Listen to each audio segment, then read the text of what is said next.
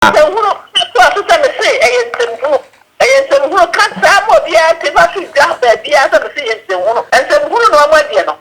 O supporters at Famano, MPP or NDC. MPP. I said, the Americans are the Costa and Casabia Costa Canada, and I'm the Americans are the car, they know over the Casa Mechanicity, I want to be we have an issue from realization, and well, I feel education, no idea. I haven't ever buy. What do I die? What do I die? And I'll buy.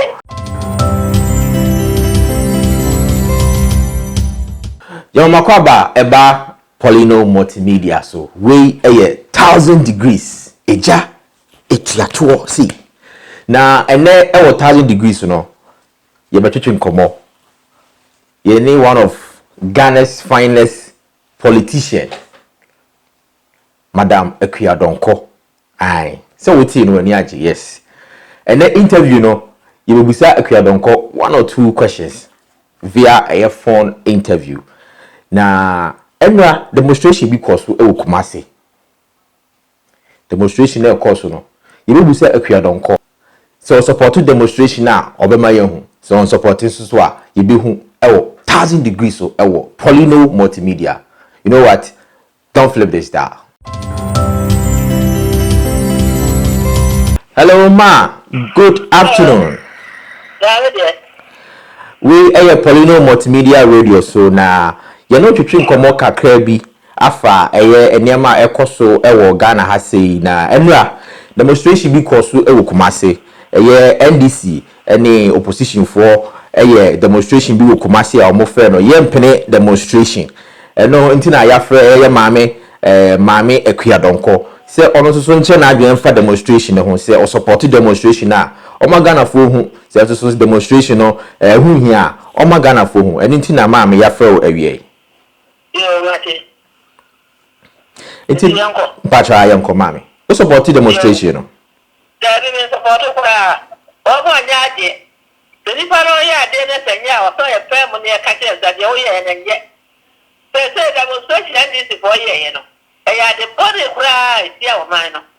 And now, Yamahama, ever said for Yaso. Yaw, they shall to a by, you know. So I said to a sandy double. Yeah, chance with you, Mecana chance with you now, Mecanical boy, ye, you may double. And you know, I chance with you know. There was a minute, Jessica. I did not say no. Or what said or Kratica will try out this pen no. And Jessica get one. As one man is saying no. And also Jessica can tell this say no. That's a way swabber. The men have balance of any year. That's one or two Jessica on the idea. I let you someone theater and I will buy demonstrations. That demonstration is a popra. No matter what theater say. I had the bonnet here of mine. I have some bonnet for a very Sakari, I was the name of the Cassie and Ghana Kadi. I did the boy as their Cassie and you. Oh, I am in it. They are just a minute. And I was very so. I put up on. Well, so I am with you. There was more yet. Oh, yeah, one of Mohammed. I had a obey. There is some emblem and pass on yet. And to a bag of bar. So, the woman should came, but you make up for you. That is a ma. And that is a ma who support NDC MPP say omo a new voter registration omo a EC chairperson. We yeah PP and NDC. NDC for I said that for the demonstration. We yeah PP and NDC that commission. One that was mining in ano. So yeah PP so yeah NDC so yeah gonna be the party. We are party yeah. What a very in ano. That committee, on your people, on your party, yeah. That's a party, no party, so no money MPP. My address said, yeah, easy, Eddie Ban, more support it. We never supported so on your knee, on your hook. But it's a dead year, that's what they are. Oh, last month, and my opponent can say, and I took a full album, and I did a problem. Why the fuck I over it? And you may say, so about so we count the answer, yeah, you won't tell me the asshole. One year of I don't know if I see one woman there, and you also. Or by the hook, or the day away the hook. And the American to young people, I'm going to what they want to be a hook. So, kura o photo beba and what was na photo ba dia ko ta ko photo ni na me say so na ani and you will be a video will be a video pro and me be man ye and it's no be a one money that say you be fa kwa bi aso nya mo bi a twa bi I say bi mo bi a nya adwuma onye ne fofo mi dia na tipa pe so onye ne fofo mama em say wo hwe sometime now no e kwa kwa say NDC for na mo bi o betu bia no aya na wonta na mo nya adwen enti no ekoba se 2020 election mama akua donko say bia wantimi enya first position na say ekoye say o say we campaign either MPP or NDC why na sisi ya no obe shega for so montoma no abaya mani di so maybe me fa one touch the MPP NDC o nya be take gwa me na be fa one touch so do be fa one touch be two wa guba bia two wa gukura e me me ye ma de say be do ma obi na ba kana se di so am obi ate say e kodo na in case mama bia eko second round na se bia one kosa inuma competition ma why na nka obema o supporters atwaba no MPP or NDC MPP na eko second round obeto ma na nado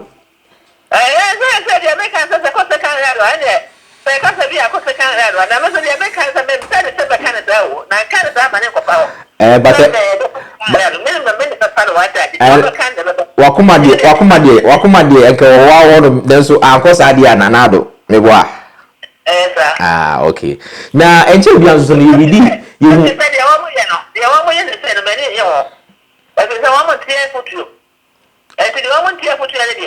many a maka atu wasenya ko atu abala mamenti me fa ma obia se me obi nti na me te part no me ara me te part ne pae me te ma o ma ta me bebe o me bebu o mai no da me mo na me de pa so nya ko po te akire e kwan bia so MPP o NDC won be sifo ama ma ba na do no me fa ma na do je to se ko he chana po ase mfie wo ha me so me ko he chana po ase mfie wo ha me ba na twe gana japali ko ma chana po ana me ana NDC po so me fa ma wo mo me anga sana me be ko jano ntimi nka se they were consequent as na da ko bia aya me ana be dikai na say 2021 dey eye oba na be di Ghana so eye maame akua donko eye sa bebe na maame ye he policy ba ko a wo dia betu dwa nche kwa wo say oba obema eye maternity leave ya extended from 3 months akọ 1 year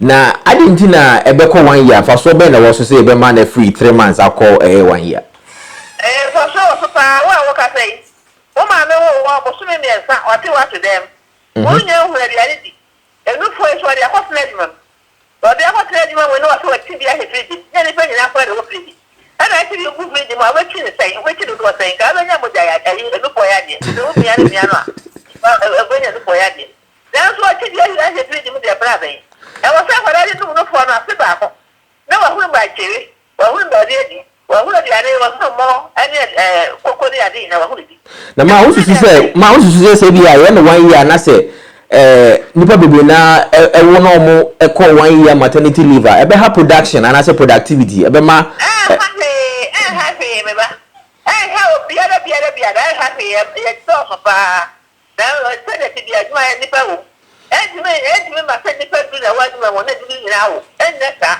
ya mo ba kwa ni ka ta e bet be possible ma ya ta ta ko kwa ma so ta 2021 the oba so maternity leave 1 year 1 year 1 year o bu si o ya se di 1 year na ko da nyini akwara na kwa dia di o si mi kwa ne go to school ta be wa nanti na o to school o bu be school mo ko so to pa no ko pa wa di ente 1 year de e sta pe sa akwara no o bi ya ba to fa za ti so pe o yo mind dia o nya ba to fa ti so pe o yo mind dia ye ti no I don't know ye mpani fo ye ko na akwara no so ba akwara ro nya ba to fa ti so yo mind dia o eje de o no kwa dia okay ma ibeja wona we adwuma bi a wudi bia no wakwakwɛ na sisi o ma yehu sɛ ɛyɛ demonstration a ɛyɛ NDC ne other parties here no won support na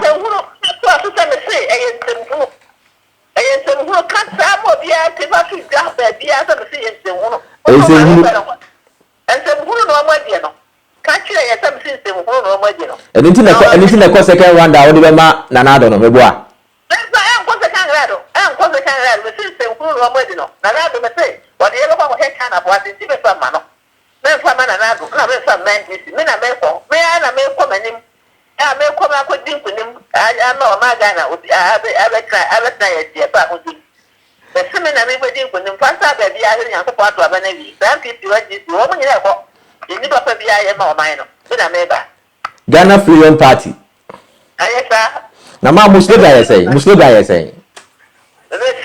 Ghana Freedom Party wo do ene kabumu enye no Inti meka na waje so Ghana Freedom Party odo ene kabumu nye no Ghana Freedom Party odo ene kabumu enye no ma o final words before say obekọ anything yeah we can say o ma Ghana po o mu nyina ya le to aba ye ntoma Ghana Freedom Party na ya kuafo party kuani bia o ye kuani o yi na wo hwe mo kura o ye kuani o ye ne mo a o ye kuani o ga o ye kuani kuafo nyina to aba ma Ghana Freedom Party say ya kuafo party na ma ba betu koko mu ana koko bo beto sra na koko bo ye 100,000 Ghana koko bo beto ba ko 1,000 Ghana kuafo mu tie ne ye na sa chemo se kai kura ka ho eti koko oba beto koko 1,000 Ghana 1,000 Ghana 10 million if want to get 10 million I don't depend ma koko kuafo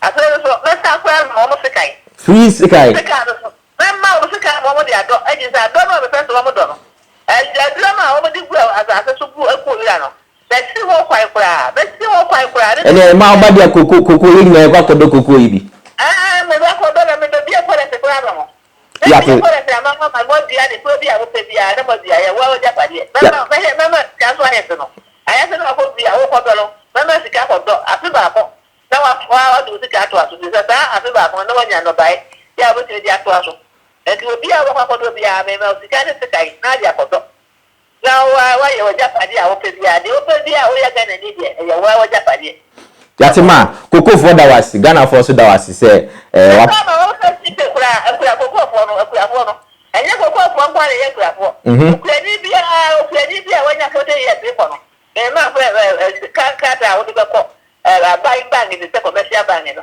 na wo dia ko yi sika do yi se wa free